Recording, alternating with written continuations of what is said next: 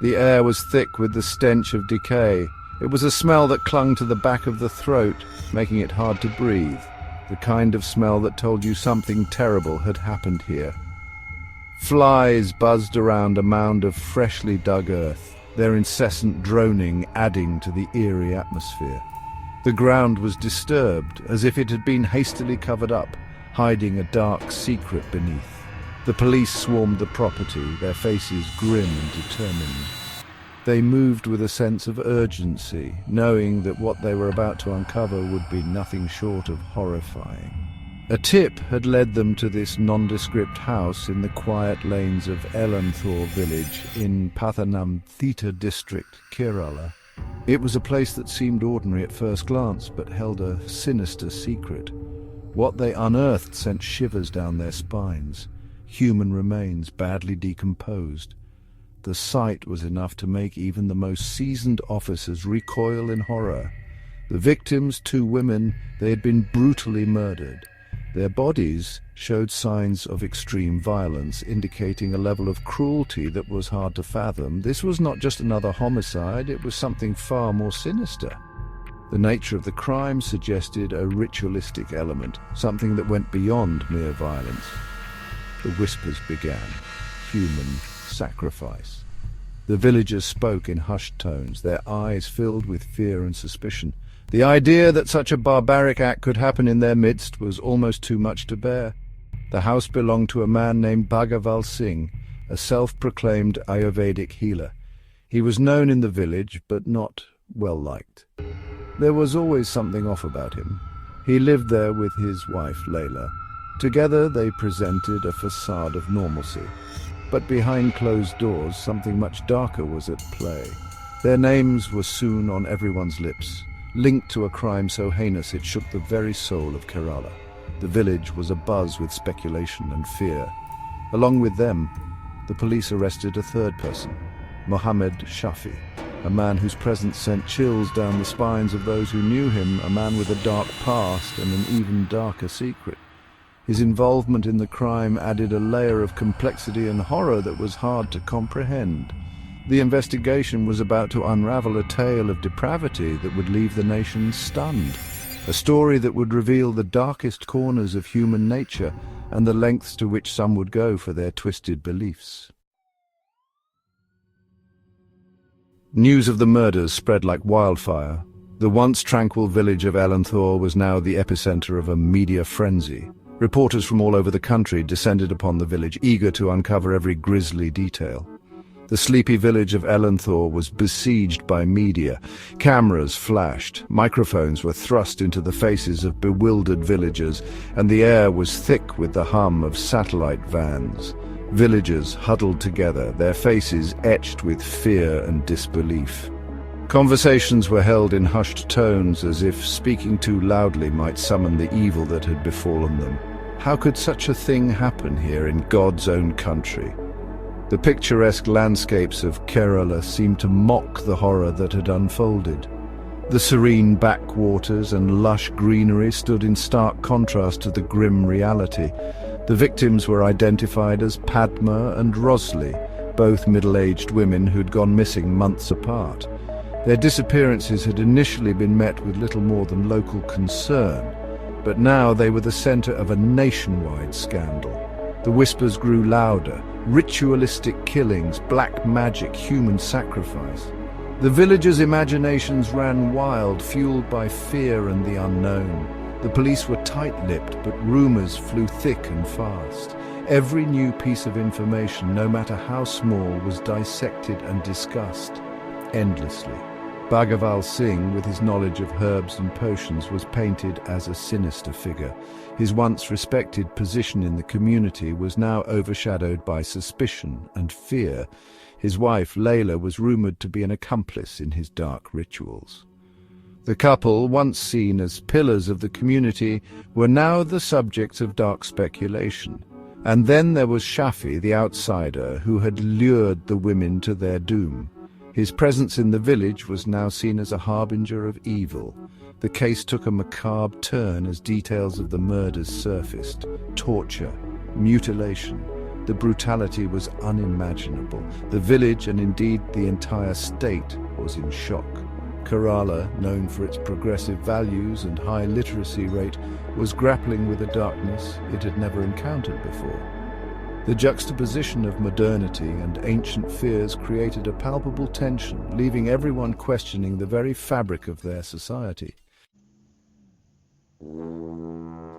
Padma, a 52-year-old woman, had come to Kochi from neighboring Tamil Nadu. Life had always been a struggle. She sold lottery tickets, hoping for that one lucky break that would change her fortunes.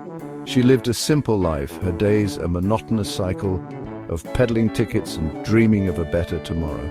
She was known in her neighborhood for her quiet demeanor and her kind heart. She was a mother, her son, working in another city, trying to build a better life for both of them. She would call him every day, her voice filled with a mother's love and longing. Then one day the calls stopped. It was her sister, Palaniyama, who first sensed something was amiss. Padma's phone was switched off. Her small rented room was locked. Days turned into weeks. Palaniyama filed a missing person report. The police, however, seemed indifferent. A poor single woman goes missing in a big city. It was a story they'd heard countless times before. Palaniyama refused to give up. She went from one police station to another, her pleas for help growing more desperate each day. Little did she know that her sister's fate was far more gruesome than she could have ever imagined. Rosli, a 49-year-old woman from Thrissur, had dreams too. She longed for a better life, a life free from the daily grind of poverty. She was approached by Shafi, a smooth-talking man who promised her the moon. He told her she had the looks to be a movie star. He spun tales of a film shoot, of fame and fortune. All she had to do was accompany him. Blinded by his promises, Rosli fell into his trap. She was last seen getting into a car with him. She never returned. Section 6. Unveiling the Depths of Cruelty. The investigation into the Ilanthor murders revealed a horrifying tale of deception, torture, and cold-blooded murder. The case shocked the nation, uncovering layers of brutality that were previously unimaginable. Shafi, the mastermind behind the killings, was a sexual predator with a history of violence against women. His criminal record was extensive, filled with numerous allegations and convictions that painted a picture of a deeply disturbed individual. He had befriended Bhagaval Singh on Facebook, introducing himself under a false identity.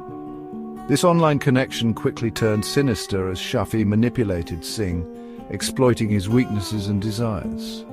He had preyed on the vulnerabilities of Padma and Rosli, luring them with the promise of money and a better life. These women, desperate for a change, fell into his trap, unaware of the horrors that awaited them. He had brought them to Bhagaval Singh's house, where they were subjected to unimaginable horrors. The house, once a place of normalcy, became a chamber of terror where their worst nightmares came true. The women were tortured for days. Their cries for help went unheard, their suffering prolonged by the sadistic pleasure of their captors. The details, as they emerged during the trial, were too gruesome to print. The courtroom was filled with gasps and tears as the full extent of the cruelty was revealed. Then, in a chilling act of depravity, they were killed as part of a ritualistic sacrifice. The ritual, steeped in dark and ancient beliefs, was meant to invoke supernatural powers. Bhagaval Singh, driven by greed and influenced by Shafi's occult beliefs, believed that the sacrifices would bring him wealth and prosperity. His mind, clouded by promises of fortune, led him down a path of no return. The bodies were then dismembered, their remains buried in the courtyard. This final act of desecration was meant to erase any evidence of their heinous crimes, but it only served to deepen the horror of their actions.